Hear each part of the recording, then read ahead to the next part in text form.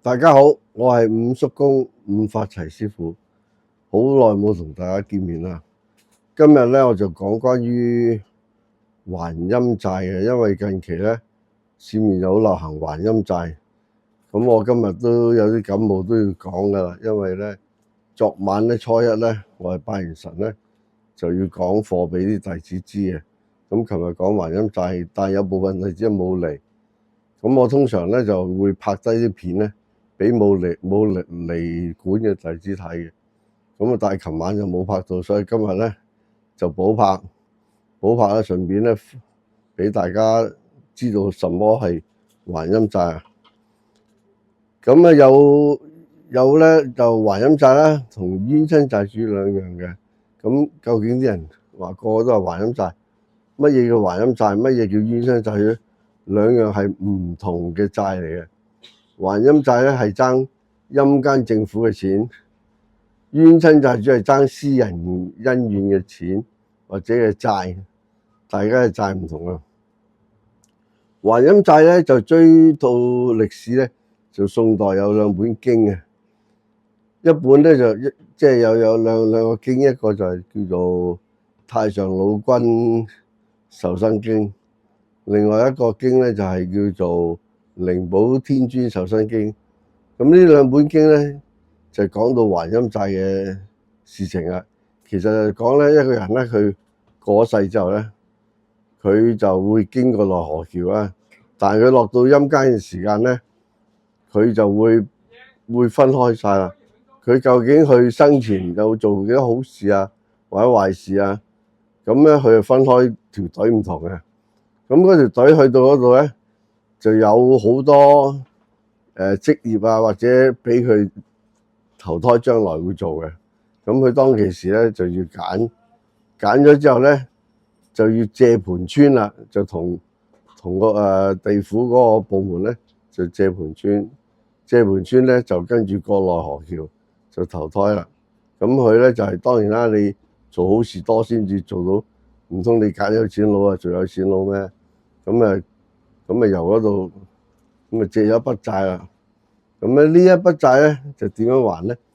嗱，譬如佢做咗有錢佬之後咧，佢做多啲善事，就積福，就即係等於還債。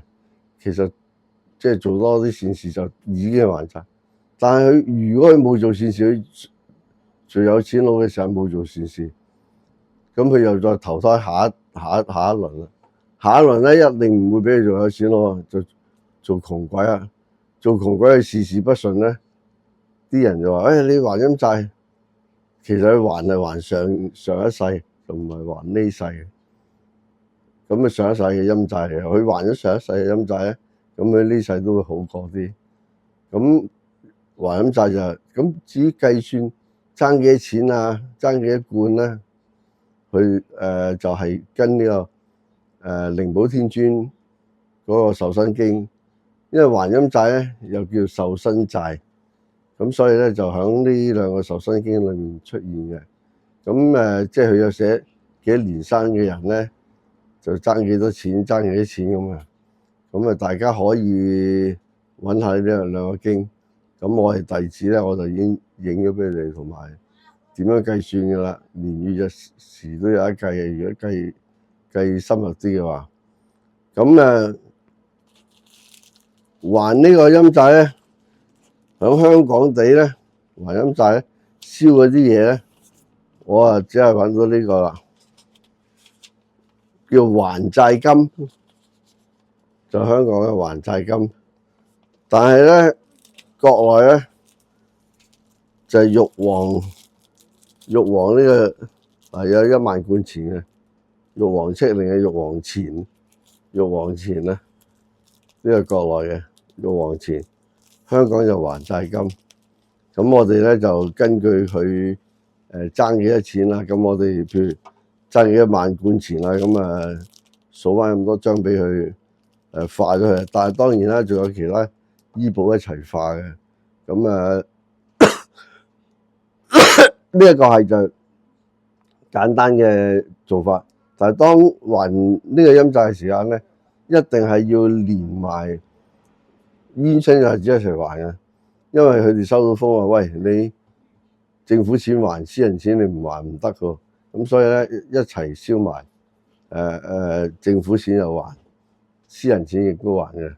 咁啊，至於呢啲咁嘅還債金，有啲人話啲咁嘅玉皇前或者還債金，究竟還唔還到俾地府嗰啲官咧？即係嗰個機構咧？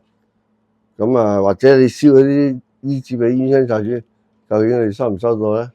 下一次我會同大家講噶，因為咧啲衣紙咧，其實咧以前做衣紙嘅工廠咧，佢哋有套儀軌嘅，嗰套儀軌要通報下低地府先至用得佢嘅錢，先兌換到嘅，即係唔係話依家你印 iPhone 印乜嘢，或者整一個公仔整個靚女落去，佢係收到呢個量子，即係變化量子咧，佢可能收唔到啊，可能去到得堆灰嘅。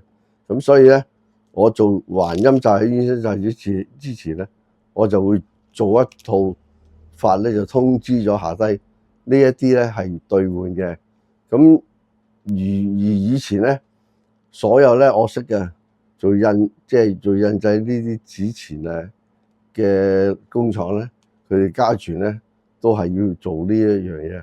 如果唔做，等於冇效。你燒落去咁，你燒美金又好，燒科威特幣又好，都冇用噶。咁今集就講咗咁多。